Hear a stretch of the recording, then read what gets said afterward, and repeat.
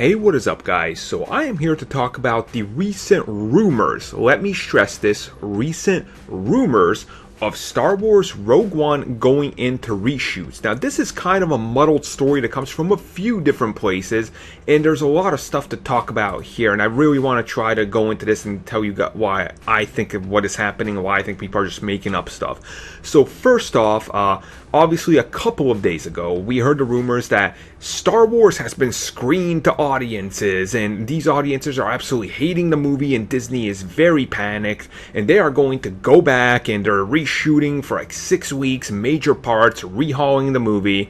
And let me just say, didn't we hear all this about Guardians of the Galaxy happening? And we heard all this about Avengers, and we heard all this same stuff about every single Marvel movie that comes out.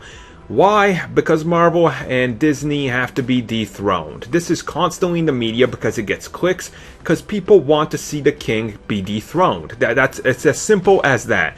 You look at, spoilers alert, when Joffrey died in Game of Thrones, look at how it was everywhere, right? The evil king has to be dethroned, and people see Disney as the evil corporation that's stopping others from making money.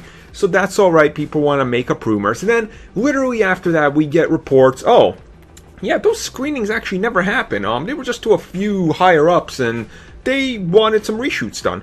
Okay, well, let's talk about this, because every movie has reshoots. Every single movie has reshoots. That's why you schedule reshoots, because you know you will. Sometimes how you envision the script doesn't exactly work. It doesn't make sense, right? It's not coherent when you put it on film. You're like, okay, we do need to add some stuff here and there. You know, we need to retape some some stuff here. You know, we need to do a bunch of this stuff, right? Because it needs to flow more coherently.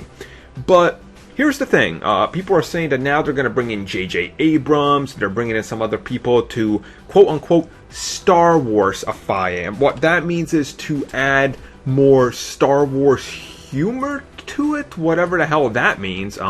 So I guess that's a thing that I can talk about. So let's see, how do we see this? So apparently they want to kiddie-ify the Star Wars Rogue One movie. Which, once again, I don't see how this is a thing. Star Wars, like Marvel, has always had this through line of humor that you need in it.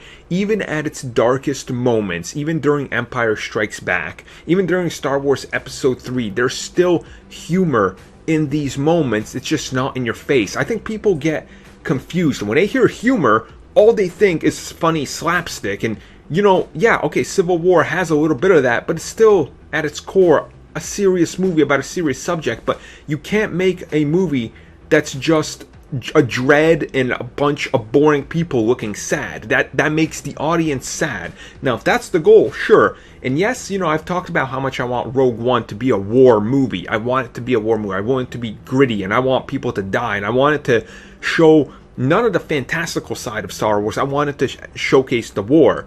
But maybe they went too far in that direction. You know, there are kids that are going to be seeing this, and when they go in there, they need something that kind of connects this to Star Wars other than the name, right? They need a little more of that humor. They need some jokes in there because, once again, yes, it's a war movie, but war movies do have jokes. Unless you're, even like one of my favorite movies of all time, Platoon, even that has jokes. I mean, Rambo.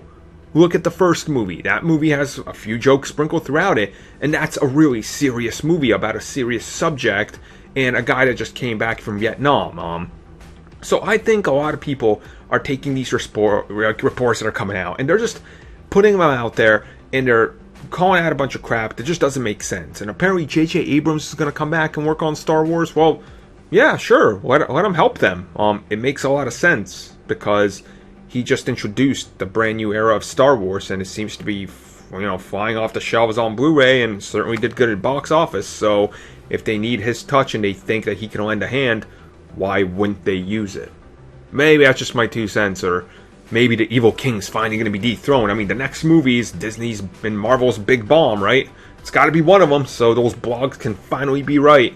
And Alice Through the Looking Glass doesn't fucking count. We all knew that was going to be shit.